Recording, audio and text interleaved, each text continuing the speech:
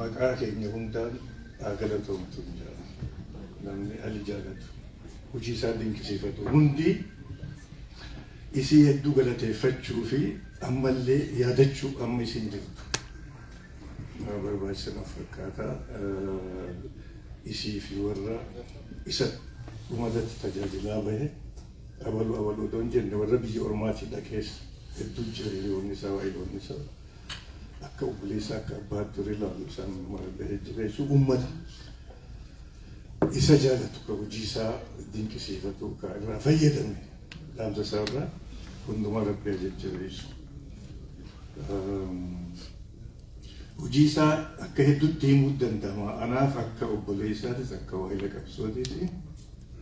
bakkaan irraa jalqabuun beeku kontekstuma isaa amma alii birraa na biratti feenomenaa ta'e yaada nama tokkoo miti isarraa haasa'uuf hedduu dheeressuullee hin barbaadu baandii afran qalloo isa keessa dhalate feenomenaan kun alii birraa isa keessatti dhalate jechuudha baandiin sun akkamitti uumame jechuu xiqqoo baakgiraawundi isaa yoon irraa dubbadhe gaarii natti fakkaata yeroo akkami baandiin sun ka tolfame sadarkuma naannoon itti dhalatee qofa yoo laallima magaalaa Dirree Dhawaa magaalaa guddoo bakka cosmopolitan uummanni hedduun bakka itti wal ga'e Giriikii, Faranjii biraa, Hindii, Arabaa, uummanni Soomaalii, Oromoonis ammoo kilaasii hunda dafqaan bulaa warra tujjaara xixiqqaa warra burjaazii fa'aa achi qubatee horii wanna jedhee arbaan Oromoo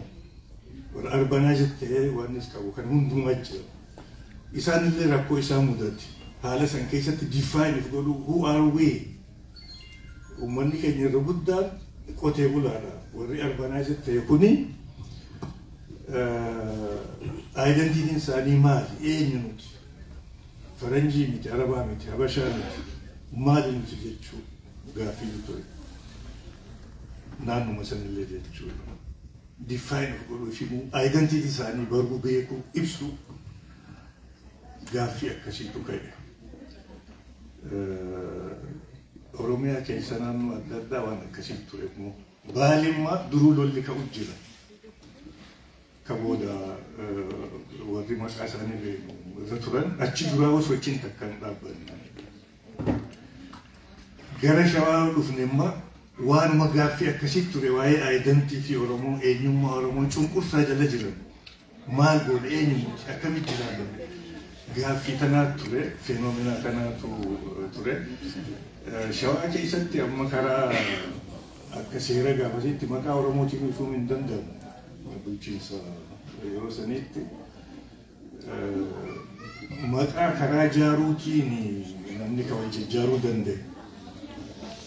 santu walitti dhufee Oromoo jedhanii ijaaruun hin danda'amu machaa fi tunuma jedhanii kan ijaaran akkuma baandiin sun itti dhalatte Dirree Dhawaatti eenyu nuti jechuudha hireen teenya maali cunqursaan tun isaan dhufte akkamitti jiraanne egereen keenya maal ta'a jechuudha gaaffii jechuudha baandiin sun kana keessa dhalatte ka inni dargaggoon qeerroon gaafasii sochootee manguddoo wajji dhaabattee warri horii qabus riiskii fudhatanii horii baasanii shaggaruun turre gaafas meeshaan ittiin sirban tun Eertiraatti erganii Asmaraarraa bitanii fi so it was a movement nationalism Oromooti gaaffii uummataati jechuudha nuti eenyu hireen teenya maalii maa cunqurfamna hireen teenya ta'ee garee maal taati fenomena kana keessatti dhalatee kontekstii kanatti arguutu gaariidha jechuutiin kana kaasu muuvimentii ta'e warri wajjin jalqaban amma gariin ka lubbuun jirantu jira inni irraa ijoollee ture nama akka Ismaa'il Muhammad Adamfaa Mahmud Sheikh Mahmud fa'aa namni hangi tokko maqaa lakkaa'uu hin danda'u warri wajjin turan ka lubbuun jiru Bakar Musaa fa'aa san keessatti dhalate Alii Birraa. Miseejiin sun akka namoota kaase seenaa himuudha tokko. Maqaanuu ka tolfameef afran qalloo ka jedhan duri gaafa sirna gadaa sirna kaniin dhagaye seera humbannaa faatu. Isarraa jireenyi uummataa jijjiiramnaan duratti tikfataa turre guddana fakkaata akkaan bira gahetti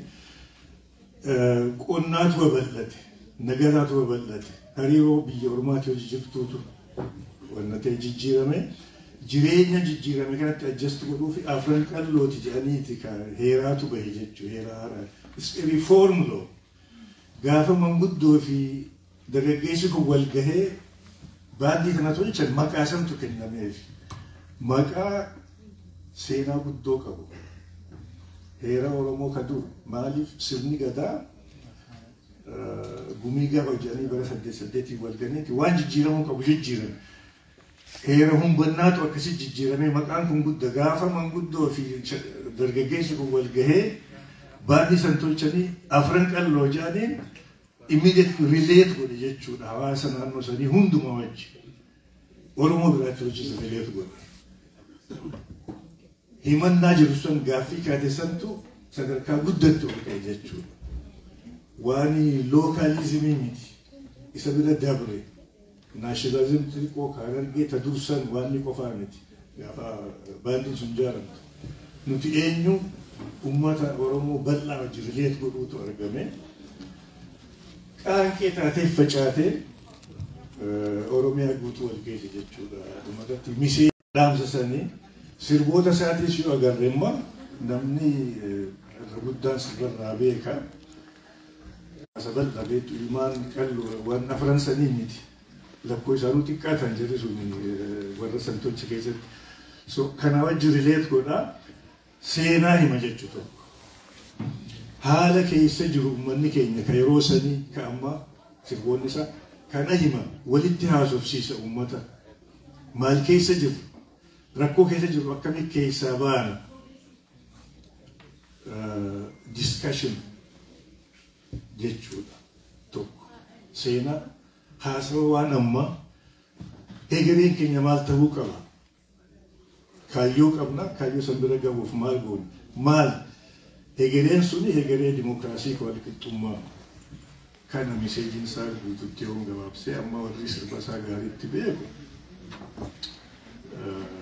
waan jaalalaas akka namuu beekutti mi'aasiitii wajji gammachuu isiin qabdu wajji laalaa fi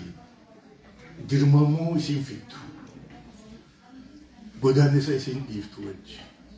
seenaas akka himamuu qabutti jechuudha. Hegeree immoo abdachiisu rakkoo qabnu akkatti furannu tokkummaa jabeessu ergaansaa dhaamsisaa kana barra irraa baru haa taanu yeroo hedduu wal agarraa gaafa kibur zabanyaa keessa ture faamma anis barachaatiin ture miidhaa baay'eetu irra gahe wanni inni ala yaadadhuun takka namummaa isaati miidhaa irra geessisan akkatti himatulleetu nama dinqisiisa akka ilma namaatti dura nama biraa ilma namaa kana ka Oromoos ta'e ka Oromoos hin ta'e akka